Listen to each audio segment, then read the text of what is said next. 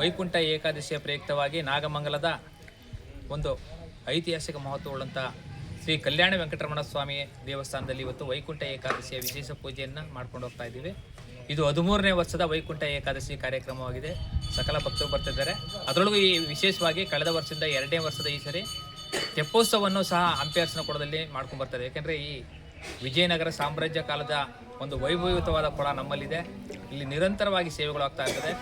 ಈ ನಮ್ಮ ಕಲ್ಯಾಣ ವೆಂಕಟರಮಣ ಸ್ವಾಮಿ ದೇವಸ್ಥಾನವು ಇಡೀ ತಿರುಪತಿಯಲ್ಲಿ ಹೋಗಿ ಏನು ಪುಣ್ಯವನ್ನು ಪಡೆದ್ರು ಅಂಥ ಪುಣ್ಯವನ್ನು ಪಡೆಯುವಂಥ ಸ್ಥಳ ಇದಾಗಿದೆ. ಈ ದೇವರನ್ನ ದರ್ಶನ ಮಾಡಿದರೆ ನಿಮಗೆ ತಿರುಪತಿಯಲ್ಲಿ ವೆಂಕಟರಮಣನ ದರ್ಶನ ಮಾಡ್ದಂಗೆ ಆಯ್ತು. ಯಾಕೆಂದರೆ ನಾಗಮಂಗಲದಲ್ಲಿ ಹಳೆಯ ಪುರಾತನವಾದ ದೇವಸ್ಥಾನ ಅಂದಾಗ ಈ ನಮ್ಮ ಕಲ್ಯಾಣ ವೆಂಕಟರಮಣ ಸ್ವಾಮಿ ದೇವಸ್ಥಾನ.